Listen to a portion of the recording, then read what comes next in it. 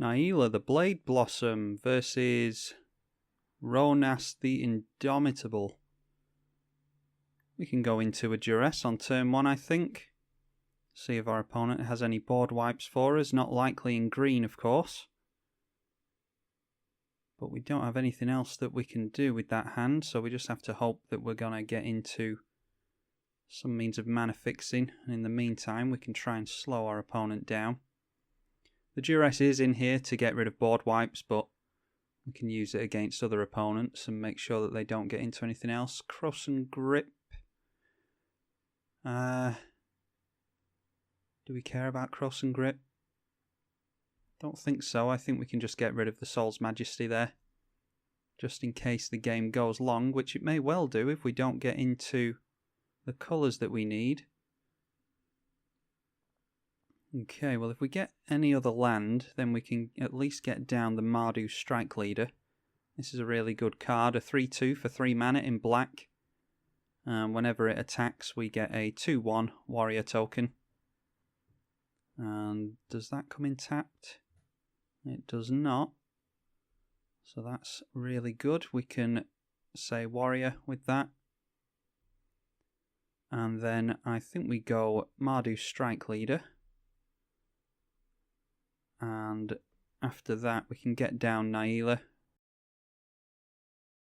And then we'll be able to get a couple of tokens off of the Mardu swinging in. This is Magus of the Library, which is tap and draw a card. But you can only do that if you have 7 cards exactly in your hand. And Ronas is a 3 mana 5/5 Death Touch Indestructible. It can't attack or block unless you have another creature with power 4 or greater, and then for 3 mana you can give something trample and +2 to its attack. That's good for us. We managed to get into a mountain, unclaimed territory. We can only use that to cast mana of the chosen type. Only to cast a spell of the chosen type, I should say. So we'll just get into our Najeela here. And then we can, of course, swing in. Because our opponent only has a 1-1 that they can block with. And I dare say they're not going to block with that. I've made the hideous mistake of, I'm not going to always yes to that, of rendering a video, or actually 3 videos whilst I record, so the client might go a little bit laggy, but it is at least working somewhat. So now, yeah, we just want to go wide with Najeela and hope that our opponent doesn't get into any kind of big creatures. Put a target non-creature permanent and search your library for a creature card. So looks like next turn we are going to be seeing a big creature from our opponent. We'll at least get to see what it is though. And getting rid of that does keep us off Chief of the Scale as it stands now. We have gotten into 2 lands off the top, so we're now hoping for a 3rd one. Does that just put it on? Oh, it puts it on top of our library. Okay, right, well that's not so bad then. We can go in for Chief of the Scale. That will give our stuff a +1 buff to our toughness. And we can just swing in with everything next turn. Yeah, and our opponent doesn't like the look of that. We will be getting 4 tokens next turn. And that will be 2, 3, 6, and 9 damage. And then plus the 4 would be 13. Yeah, so a couple of swings through like that. And the game would have been ours. Plus we hopefully get into white mana for Path to Exile on our opponent's commander. So yeah, pretty quick one, but that's exactly what Najeela wants to do. She doesn't want long games. Thank you all for watching, and I will see you all in the next one. I'm Tribalkai on the EDH channel. Thank you for watching. Najeela the Blade Blossom versus Multani, Yavimaya's avatar. And with 1 land, we can't keep that. We're going to have to go down to 6. Another 1 lander. And this is a tap land. Add 1 mana. Yeah, we can use that. But and Lightning Tutor can't get anything for us. We're going to have to go again. This isn't... Yeah, Gaia's Cradle doesn't get us into Miri's Guile. We're going to have to... Yeah, we're going to have to keep that and hope that it gets us into something. A black card won't do anything for us. We can try any other land. Any other land, and we'll be able to get into Herald of Dromoka. Yeah, this isn't going to go well for us, I don't think. Not against a Multani. Yavimaya's Avatar deck, Reach and Trample. It's a 6-mana 0/0, but it gets +1/+1 for each land in your graveyard and on the field. And then for 2 mana and return 2 lands to their owner's hand that you control. You can return it from your graveyard to your hand. Now, this is better. Why don't we go for... We'll go for black and green. No, we won't. We'll go for black and red. Yes, we'll go for a Badlands. That'll be black and red. We can get into Herald of Dromoka. And that might have turned the game around for us. And then we can get into Gaia's Cradle next turn and throw out a Najeela. And then maybe even Druid's Repository after that. And we might be able to go infinite sooner than we thought we might be able to.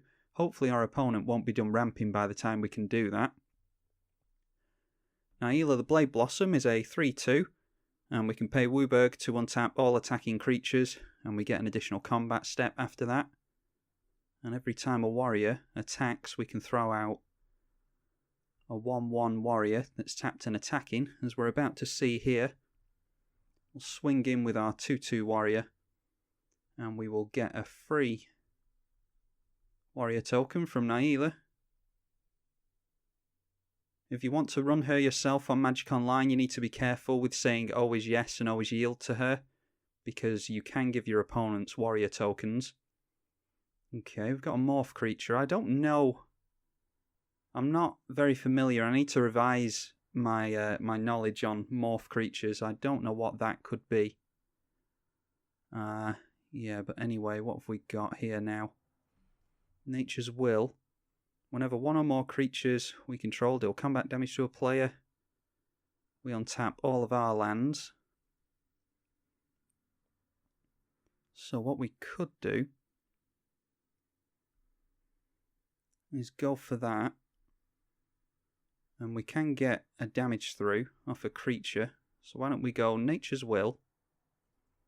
Actually, maybe we want to hold up. Yeah, I think we want to hold up Path to Exile. So we'll go for Nature's Will. I was going to play the Miri's Guile, but we're going to have to play that after. Yeah, after combat. So we'll go in with our Herald of Dromoka and our token. Not going to go in with Najeela because the morph creature can block it and kill Najeela. And then if they decide to block with the morph creature, which they are doing, in that case, we'll Path to Exile that. It is perhaps a waste of Path to Exile. Okay, Dem Protector, remind me. When it's turned face up, return a target. Oh, right, okay, so they're just doing that for the Kodama's Reach. I'm fine with them doing that next turn.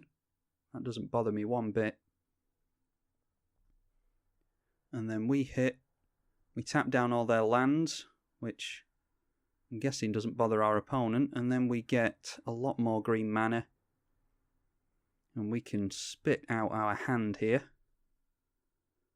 So why don't we go for Miri's Guile and Druid's Repository. And we should be able to combo off next turn, assuming that our opponent doesn't do anything about it. The Druid's Repository is an enchantment that we can't see the text on. Whenever a creature we control attacks, and we win the game there, as you can see.